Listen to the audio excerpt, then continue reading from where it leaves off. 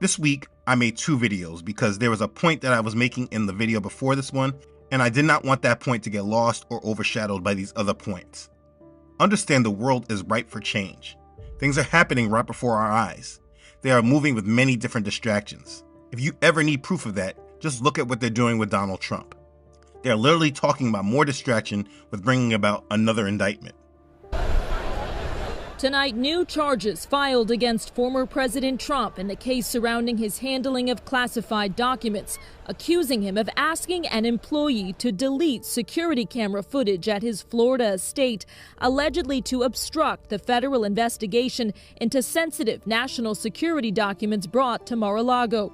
The updated federal indictment also adding an additional defendant, Carlos de Oliveira, described as a maintenance worker at Mar-a-Lago. It comes on the same day that 3 sources tell NBC News the special counsel's office told former President Trump's attorneys to expect an indictment in the case centering on the deadly January 6 Capitol attack and efforts to overturn the 2020 election. That would be the 3rd and in many ways the most serious case against the former president. We have the script that they're using to get our attention around LeBron James' son. In Israel, there are talks about a civil war set to happen, which makes sense, being that they're waiting for the Messiah, so chaos in that land should be expected. There are so many different things happening right before our eyes, and we cannot be distracted. I'm glad you're there for reporting purposes. We can't wait to have you home, and I know you can't wait to get home. What's the situation? What's the latest that you're able to ascertain on the ground? So it's really hard to tell. I mean, everything from who's actually in charge here. We saw this video last night that you mentioned that included a bunch of different military leaders here. And it was a cross-section of people from the National Guard, the Army, even the Special Operations Forces, and even someone from the Presidential Guard, who are the initial group who took the president into custody or detention yesterday at the presidential palace. But it's still not clear who's actually in charge here. And I will say the curfew has just gone into effect here. It does seem tonight that that more people are abiding by it than what we saw even just last night. That's what this group announced, a curfew nationwide, ground stop of all air traffic, civilian and military aircraft, that's all aircraft. And they closed the borders for at least a week or so, but it's not really clear if that even could be extended. So today here in the Capitol, what we know is that unlike the protests yesterday, which were really focused around the presidential palace area and seemed to be people who were protesting the president's detention, today the protests were much bigger. They were around the National Assembly, which is not too far from there, but not in the direct area of the palace area. And they seemed to be protesting against the democratically elected president and in favor of this ruling military group. And they were a lot more fired up. They set a lot of cars on fire. There was smoke in the air here today for some time. And many of them were unfurling Russian flags. It's not really clear why that is. We've spoken with officials here for several days now. There's no indication that Wagner is behind this at this point. But, we also know that Vladimir Putin held this Russia-Africa summit today, and one of the things they talked about was whether Russia would be able to somehow help to restore calm here. I will say, the streets here right now have quieted down, probably because of the curfew, but there's no sense of any kind of real uprising except for over where the protests have been. Courtney, do you have a sense of our military presence? Does it disappear if it appears President Bazoum is not going to retain power? So this is the big question. If we start hearing the U.S. talk about this as a coup or a military coup, that triggers this U.S. law that will immediately force them to stop providing most of the aid. Now, a lot of that will include the U.S. military training mission. I mean, that's why we're here, Chuck. We came to see how the U.S. military is working with the Nigerian military to fight this growing presence of terror networks, not just in Niger here, but sort of in this whole West Africa, including coastal West Africa area. And you mentioned Niger as a linchpin. The reason for that is a lot of the 2 main groups they really converge on this area here. It's an ISIS affiliate, an Al-Qaeda affiliate.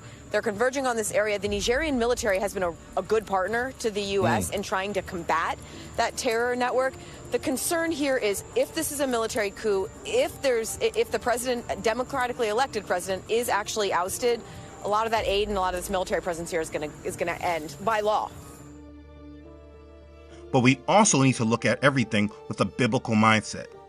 So I want to speak to what is happening right now in the world, while also making sure it is understood how to look at these things through a biblical mindset. If you do not watch video 1 that explains the script that they're running, please make sure to watch that next. It's important that we all stay focused and we all stay ready. Let's begin. Okay, so in that last video, we spoke about politics and the financial system. But there are other things that are happening right before our eyes as well that we cannot afford to ignore. First thing I want to talk about, please do not ignore what is going on with the weather. As I have explained before in my video about climate change, the events that are prophesied to happen in the book of Revelation will be communicated to the masses as results from climate change, not from judgment of Yah. People aren't going to say, this is happening because the Most High is angry with the world. That's not what people are going to be saying. They're going to be talking about climate change, and you can see today that people are fully on board with believing it. All these events that deal with the weather will all be used to justify their position to bring more control over the world.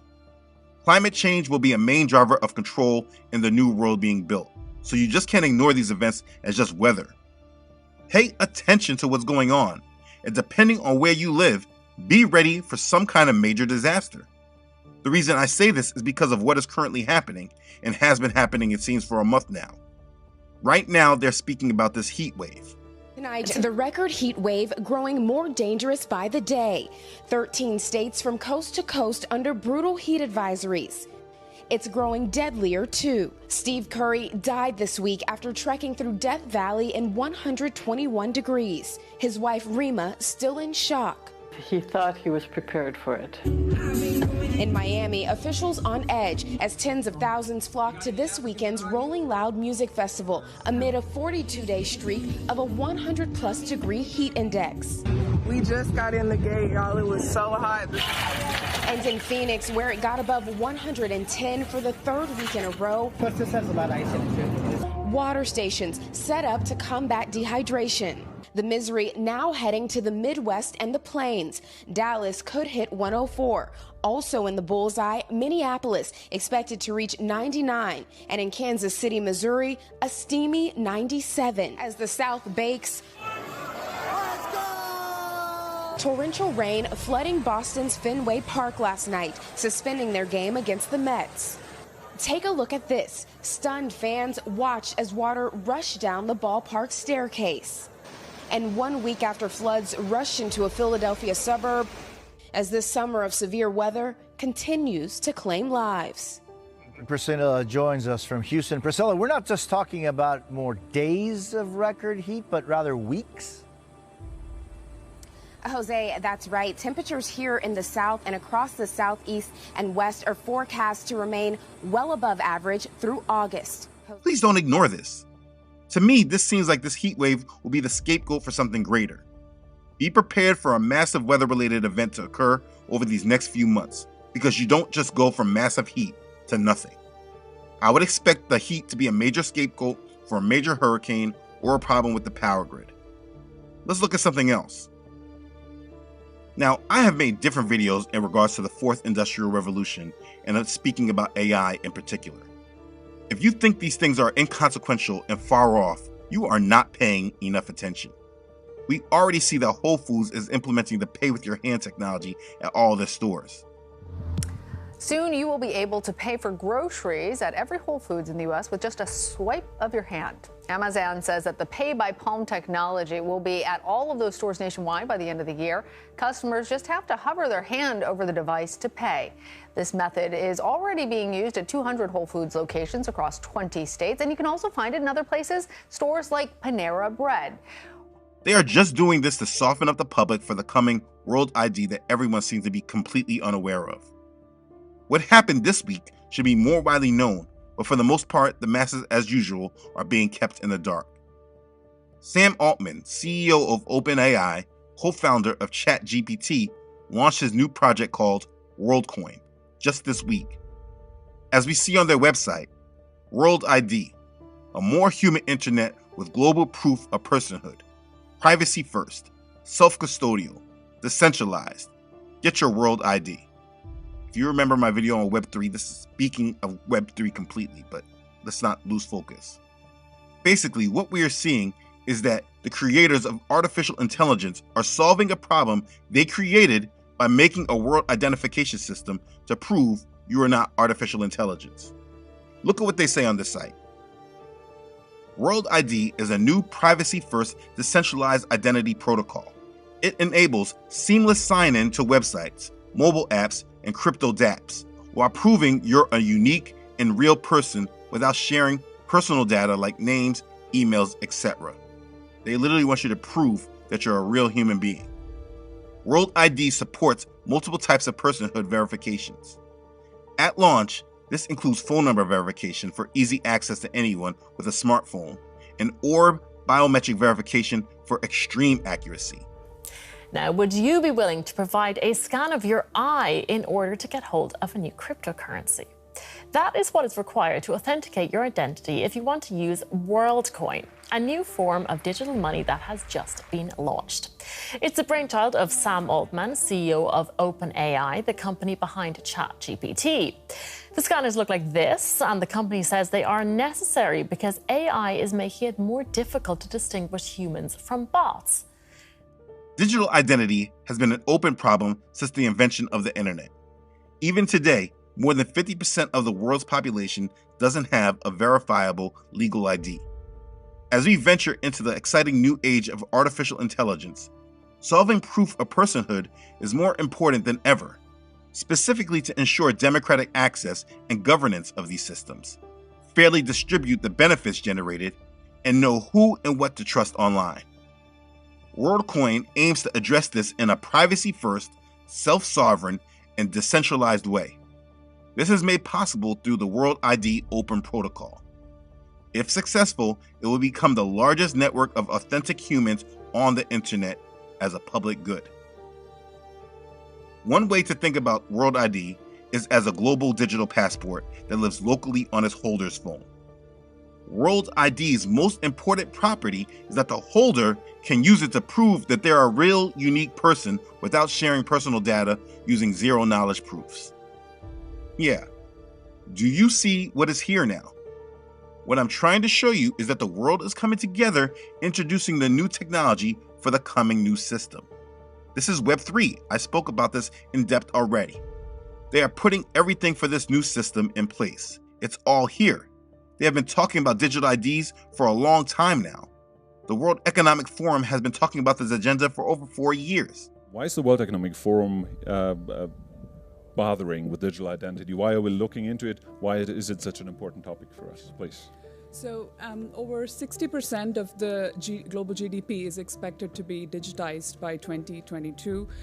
More and more people, businesses, devices, and things are interacting online. And the topic here today, digital identity, sits at the heart of those interactions. How we construct and use digital identities would determine how people are represented online, what opportunities they have access to, what or who is trusted online. So it's quite a foundational role that identity plays in digital economies and societies, and so one needs to shape it thoughtfully. I've been explaining this agenda in multiple ways for some time. When discussing the metaverse, digital currencies, the fourth industrial revolution, Web3, artificial intelligence, this is all of it. I've spoken on this topic many different times in different ways. The new economy that comes after the collapse of the current world order will be a completely digital one where they are bringing us into the internet. That's what Web3 is. It's a completely digital economy that is run online. They want to bring the whole world into the system where everyone is monitored and tracked. And for those of us with the slightest bit of discernment, we can see how this will be moving to the market. I can't believe he just paid with his hand. Like, you just literally put your hand up and you're good to go. Like, that's crazy. Timing. The World Digital ID is just a part of this agenda. And for people who like to call these things conspiracy theories, or these agendas are not for today but for tomorrow, you have been proved completely wrong because they just rolled it out this week, and this is from a major company, OpenAI. In fact, You probably didn't know that they have already rolled this technology out in some test case countries just so they can get a feel of how it all will work. The small country of Estonia was one of the first countries to test this 4 years ago. We are in Tallinn, the capital of Estonia. The Baltic country is home to 1.3 million people and to one of the most advanced digital societies in the world. From e-residency to online voting to national ID cards, we're here to see how Estonia can be a blueprint for other countries looking to go digital. And yeah, now after they have a good handle on it, they are allowing companies to come out and roll this out to get us conditioned for this when things really start to change. This rollout happened this week without a lot of fanfare because it's not time for the masses to be fully brought in. But understand, they want everyone in the world to have a world ID in order to transact on the internet. Everyone in the world will have a world identification number. That is their goal. You need to have faith and strength if you plan to bow out from the system when it fully comes online. If you remember when the solution was rolled out, it wasn't really an option for you to not participate if you wanted to be a part of society. Once the world system agreed, everyone followed. When this new system comes online, it will be even worse, and it will come in phases. Understand, you just don't move from a collapse to Mark of the Beast. You are moved in phases that make the conditioning easier to accept.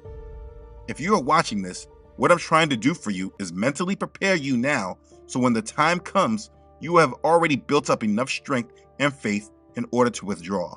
These videos are not for everyone. My prayer and hope for you is that you will have enough conviction to not be moved by fear or peer pressure. This is the difference in being reactive and proactive. I'm showing you that this stuff is here. And if you are preparing for Yah's kingdom, you must know that they are leading the world to a point where we will not be able to follow if we want to be preserved unto Yah. Now, the last thing I'm going to discuss and bring out is probably the most important because I personally feel that this is what will be the major start to the Great Reset. It is important to not ignore what is going on with China and Taiwan and Russia and Ukraine, because one of these conflicts will be the real geopolitical event that will reshape the world. Also, North Korea still is in the mix somewhere with all this. Overseas, there are new tensions between North Korea and the U.S. The North launched 2 more missiles yesterday, just hours after another U.S. nuclear-powered submarine arrived in South Korea. This comes a week after U.S. Army Private Travis King ran across the border into North Korea. Nancy Cordes joins us now from the White House with more. Nancy, good morning. Good morning, Dana. U.S. officials tell us they've been met with radio silence from North Korea about this U.S. soldier in their custody. In fact, the only message yesterday, they say, was a defiant one, and it came in the form of missile tests as the U.S. beefs up its own presence in the region. The USS Annapolis is the second U.S. nuclear-powered submarine in a week to arrive in South Korea, a show of force by the two allies. Within hours, North Korea made its own statement, firing a pair of short-range ballistic missiles into the sea again. These launches are in violation of multiple United Nations Security Council resolutions. U.S. officials conceded Monday they have yet to establish any meaningful contact with North Korea over Army Private Travis King, the 23-year-old who made a dash across the border into the Hermit Kingdom a week ago today. We wanted information about his safety, but we have not received any response from them at all. UN officials in the region, who typically manage negotiations between North and South, say they too have heard next to nothing. None of us know where this is going to end, so I'm in life an optimist. I remain optimistic. Private King allegedly damaged a police car in South Korea and was being sent back to the U.S. He was escorted to the airport in Seoul, but then slipped away and somehow managed to join a tour group headed to the DMZ. North Korea's leader Kim Jong-un has met Russia's defense minister and a high-ranking Chinese delegation in Pyongyang. They're Kim's first known prominent foreign visitors since the beginning of the COVID-19 pandemic 3 years ago. North Korea's defense minister says Russia and Pyongyang are united in countering what they called gangster-like U.S. hegemony. In regards to Russia and Ukraine, the attacks keep growing. It seems that at some point nuclear weapons will be used by Russia. That is the narrative being presented. The Ukraine war going nuclear. Now, this is not an idle threat or bravado by a maverick commander. This actually was a threat that's been made by Vladimir Putin himself. On Tuesday, he issued a clear and unambiguous ultimatum that Russia would use depleted uranium weapons on the battlefield. Why? To avenge the death of one of his top generals. Depleted uranium is a dense byproduct that is left over when uranium is enriched for use in nuclear reactors or nuclear weapons.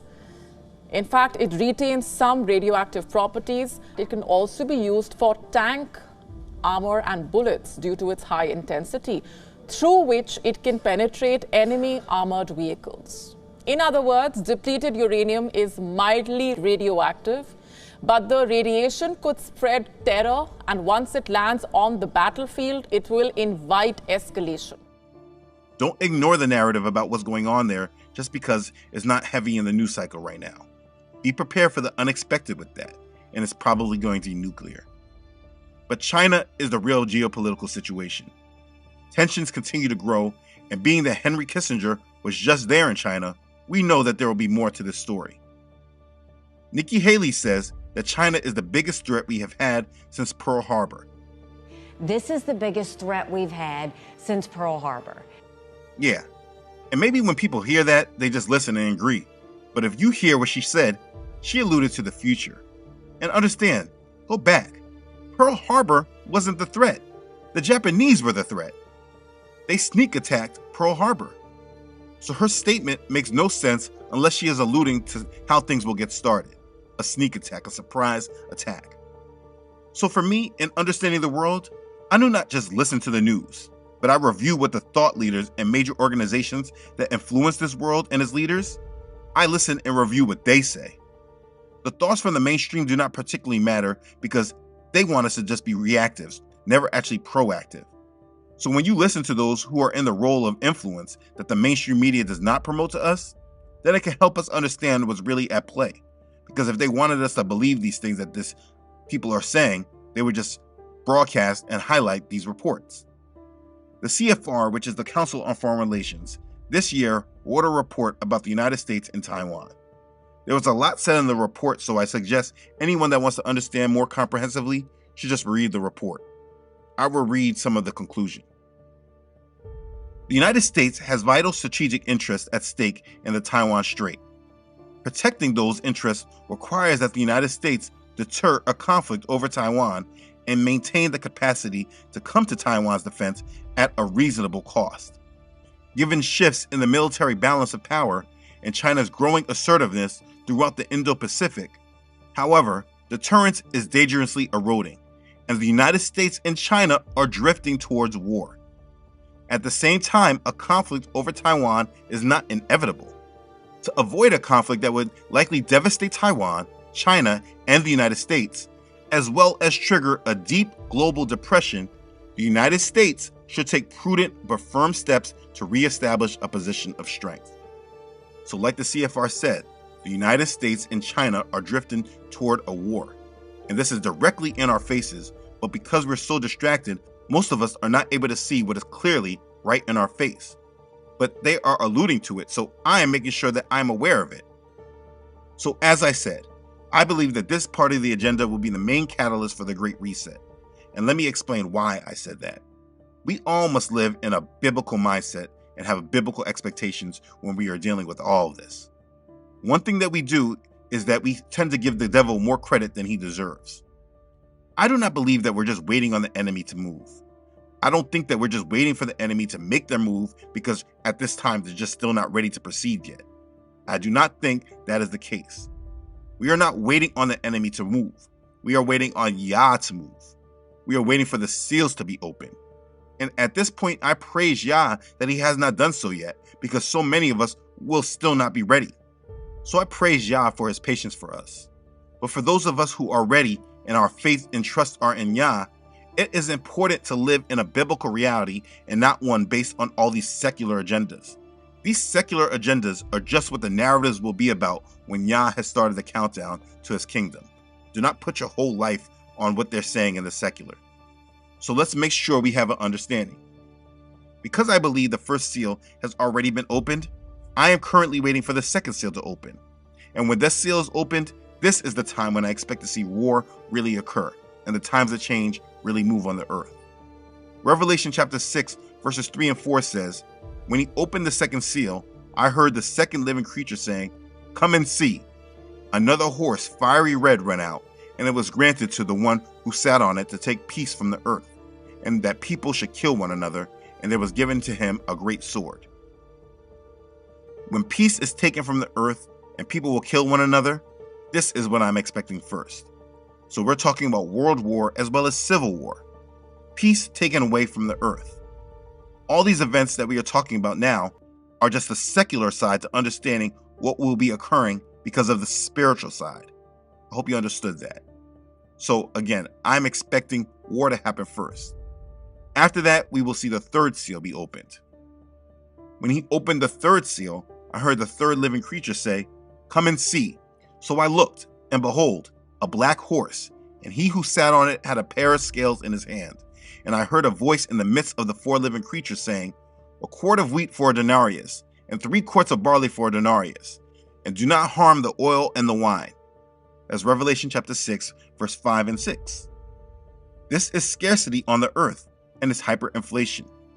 We see the price of wheat being worth a denarius, which, if you understand the Roman currency at that time, when speaking of a denarius during the times of the Roman Empire, a denarius was worth 1 day of wages. So it's like saying a loaf of bread costed like $50. It's hyperinflation. I'm watching according to what Yah prophesies. And as I'm preparing for these events and what they will mean for myself and my family, as we continue to grow in Yah, we must allow him to guide us through, and this requires faith and trust in him. The world is not ready, yes, but you must be ready. We need our faith and trust in him to be resolute. But without faith, it is impossible to please him. For he who comes to Elohim must believe that he is, and that he is a rewarder of those who diligently seek him. That's Hebrews chapter 11, verse 6. I think Jeremiah actually sums it up the best. Blessed is the man who trusts in Yahuwah, and whose hope is Yahuwah. For he shall be like a tree planted by the waters, which spreads out its roots by the river, and will not fear when the heat comes. But its leaf will be green, and will not be anxious in the year of drought, nor will cease from yielding fruit. That's Jeremiah chapter 17, verse 7 and 8. You see, the difference between the kingdom-minded believer and the rest of the world is their faith and trust in Yah. The rest of the world is looking for the world to fix the problems. The same leaders who created the problems, the masses are hoping that these same people will fix the problems too. They trust the world, while kingdom-minded believers, they don't want the world to solve anything for them. They rest and trust in Yahuwah. Their hope is in Yahuwah and his promises, and because of this, they will not be anxious in the year of drought. They will not fear when the heat comes, and they will not stop yielding the fruit of a believer just because adversity has come to them, because they have determined within themselves that they must persevere. And this is what we all must do today with ourselves and our faith. We need to build our faith and trust up in Yah so that we are ready and able to overcome. I did not make this video to put fear in any of you, but so that you can mentally prepare yourself for what is coming. The world wants us to be so distracted and ready to react and follow whatever they say. But if you're awake and made aware, you can now be proactive and have a plan of action. You will have proper mental thought about what you will do and what you will have to do when certain things come in front of you and you have to decide. I want you to think about it. Professionals in anything, they just don't show up at the game time and assume that they're going to be ready. They practice and repeat the same behavior that will bring them success. Our faith can be thought of in the same way. The more you build up your faith and dependency on Yah now, learning how to yield to his voice, knowing how to trust him when he's moving, knowing and being assured that he is always there, depending on the person, this can take some time to build up. And so this is the time where we must be doing this. If you want to be ready for Yah's kingdom, you must be building up and drawing strength in your faith. So let's understand. I first have taken you in reality so that you're not ignorant of Satan's schemes and devices. You have been made aware so that you can be mentally prepared and not caught off guard like most people will. Now that you understand the reality of the times that you're in, you now must continue on in the training up of your faith and trust in Yah so that you will be ready. And that is what last week's teaching was about, among the other videos. You have now been brought into reality about the time we are entering as we move into August. Expect things to pick up as the Republican debate in late August gets closer. Don't be led down their paths and talking points. Stay awake and aware, but not steered by their agendas and narratives. Everything we are seeing is all about moving the world into a new one. If you have said with your mouth and declare with your heart that you will be a part of our Father's kingdom, then you yourself must prepare to reject this world. You must build up your strength and your faith in Yah and be ready for the kingdom of Yah, because it's truly at hand. Be ready and be blessed. Hallelujah. Praise Yah. Okay, thanks again for watching. If this has blessed you, please don't forget to like this and share this video with others. If you have not done so already, please don't forget to subscribe to this channel. Yah willing, I upload every Friday. Please don't forget to follow this ministry on Facebook and Instagram, as well as on my website, truthunedited.com. As always, I really would like to thank all those who support this ministry. You know who you are. Your contributions have been an extreme blessing, and I'm very thankful for you. You really have no idea how you have helped this ministry. Thank you sincerely. Thank you for being a blessing. Okay, thanks for watching, everyone. I love you all.